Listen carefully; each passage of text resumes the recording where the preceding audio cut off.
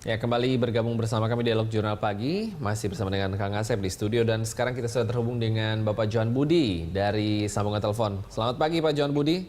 Selamat pagi. Ya, Pak Johan Budi mengenai hasil dari putusan pra peradilan Surya Dharma Ali, ini berarti menunjukkan apakah KPK sudah siap untuk mengajukan PK perkara Budi Gunawan? Gini ya, perlu diceritakan dulu sejarah dari pra peradilan yang menurut saya ini menjadi bergelombang. Ya. Jadi kalau perkara Pak BG sendiri, kami sudah limpahkan ya ke kejaksaan dan kemudian kemarin kita baca juga di berita bahwa kejaksaan akan melimpahkan kepada Mabes Polri. Ketika proses pra peradilan Pak BG diputus ya waktu itu. Sejak awal kan kita sampaikan, Mbak, termasuk yang sekarang ya, kita menghormati proses hukum yang dilakukan oleh tersangka ya, siapapun tersangka itu, karena adalah hak setiap warga negara untuk menempuh jalur hukum ya. Ketika putusan dibacakan waktu itu, sebenarnya KPK sudah melakukan dua upaya hukum ya. Yang pertama melakukan kasasi waktu itu, ini juga putusan melakukan kasasi itu sebelumnya didahului oleh diskusi yang panjang ya mengenai apakah pra peradilan itu boleh kasasi atau boleh PK gitu. Itu cukup panjang waktu itu. Nah, saat pimpinan KPK masih Pak Bambang, kemudian ada Pak Abraham waktu itu, Pak Pandu dan Pak Zulkarnain, kemudian memutuskan untuk mengambil langkah kasasi waktu itu. Ini juga bukan serta-merta tidak ada pertimbangan sebelumnya ya. Bahkan beberapa kita minta pendapat juga dari pakar-pakar waktu itu. Karena ada pakar yang mengatakan pra peradilan tidak bisa dilakukan PK gitu. Ada yang mengatakan bisa, ada yang mengatakan seharusnya kasasi gitu. Nah, yang kita pilih waktu itu kasasi putusan itu. Kemudian kasasi kami ditolak oleh PN Selatan ya waktu itu. Kemudian kita juga mengirim surat kepada Mahkamah Agung dalam fungsi pengawasan hakim di bawahnya. Ya, itu juga kita lakukan. Itu juga tidak direspon ya waktu itu. Nah, kemudian PLT masuk, kemudian ada desakan untuk melakukan PK. Waktu itu kita juga sudah ke Mahkamah Agung ya, berlima. Pimpinan KPK berlima, dan di dalam diskusi dengan Ketua Mahkamah Agung dan jajaran waktu itu ada dua hal yang kita sampaikan. Yang pertama, kita memohon kepada Mahkamah Agung agar bisa menerbitkan SEMA ya untuk memperjelas gitu bahwa penetapan tersangka bukanlah objek pra peradilan seperti di pasal 77 KUHP itu gitu. Yang kedua juga ada pembicaraan soal PK waktu itu. Nah, jawaban Ketua MA waktu itu secara lisan ya adalah SEMA tidak dikeluarkan lagi karena sudah banyak katanya SEMA yang sebenarnya berkaitan dengan objek pra peradilan itu.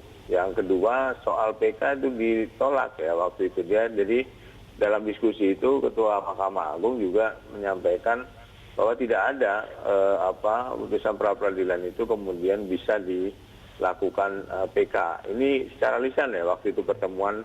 Besoknya ada statement yang cukup jelas dari Pak Hadi ya, kalau nggak salah juru bicara Mahkamah Agung, yang menyebut bahwa putusan pra peradilan itu tidak bisa, tidak ada upaya PK atau tidak bisa di PK-kan, artinya itu akan ditolak oleh pengadilan di bawah. Nah, kemudian itulah yang mendasari kami melakukan rapat pimpinan apakah masih diperlukan PK itu gitu. Nah, sampai hari ini belum ada rencana untuk melakukan PK terkait dengan putusan pra peradilan untuk Pak BG ya. Jadi itu gambarannya. Begitu. Nah, ini informasi yang beredar Pak Johan Budi adalah bahwa kemarin yang Ibu Katrina Girsang, KPK sedang menyiapkan memori untuk PK perkara Budi Gunawan. Bagaimana Pak? Itu awal ya waktu itu, yang sebelum kita bertemu dengan Ketua Mahkamah Agung. Ya. Dalam itu ada pembahasan soal itu tadi, karena ada usulan, kemudian ada desakan dari beberapa pihak ya untuk KPK mengambil langkah hukum itu. Dulu pernah itu akan bisa, termasuk SEMA itu, usulan SEMA itu. Tapi sampai hari ini belum ada rencana PK. Jadi untuk tegasnya Pak Johan Budi, KPK tidak akan mengajukan PK gitu? Ya, sampai hari ini tidak ada rencana mengajukan PK. Oke. Kang Asep, boleh ditanggapi apa yang disampaikan? Saya pikir karena hak upaya hukum itu hak pihak-pihak, kebetulan KPK pihak tidak mengajukan, ya kita hormati juga haknya. Cuman mungkin catatan saya, kok baru kali ini mungkin Mahkamah Agung ketika ada kasus memberikan pernyataan, baik dengan lisan kepada yang pihak, walaupun pihaknya bertemu, kedua juga juri bicaranya mengatakan tolak. Seharusnya ketika ada kasus, hakim tidak boleh bicara dengan mulutnya, tapi bicara dengan vonis. Soalnya nanti ketika pihak mengajukan PK atau upaya hukum apapun ke Mahkamah Agung keluar dalam bentuk putusan. Tapi kalau memberikan statement, itulah yang mungkin, ya maaf aja, saya berkecimpung di 30 tahun di peradilan atau sekarang juga sebagai pengamat hukum, aneh juga kalau Mahkamah Agung memberikan pernyataan statement itu.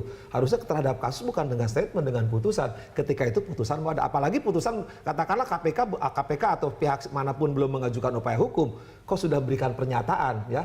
Kalaupun untuk pernyataan juga harusnya tidak dalam bentuk, apalagi dipublikasi gitu. Itu saya juga kaget gitu. Kalau katakan PK tidak pernah, misalkan MA menyatakan tidak pernah ada PK terhadap pra peradilan, saya punya datanya kok, punya kasus itu. Contohnya kasus Ginanjar tuh, kata Sasmita sampai PK itu. Dan beberapa putusannya. Soal nanti ditolak atau tidak terima oleh oleh MA itu urusan lain. Cuman tidak boleh misalkan MA dengan lisan atau statement menyatakan itu. Harusnya dalam bentuk vonis. Tapi karena kebetulan KPK tidak mengajukan, sekali itu haknya para pihak. Karena upaya hukum itu ada pada pihak di Undang-Undang Kehakiman yang berkepentingan, yang bersangkutan. Bahkan kan Suhadi itu Humasnya mengatakan yang bisa PK adalah terpidana atau ahli warisnya. Dia salah membaca. Di ayat 1 tuh yang tadi diputus bebas atau lepas. Makanya kan statusnya. Tapi ini kan yang berkepentingan pihak di pra peradilan yang berkepentingan adalah pemohon dan termohon gitu.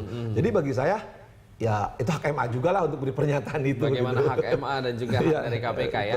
Nah Pak Johan Budi, bagaimana tanggapan Anda setelah mendengar barusan dari Kang Asep? Akan kita lanjutkan di segmen berikutnya ya. Jadi tetaplah bersama kami.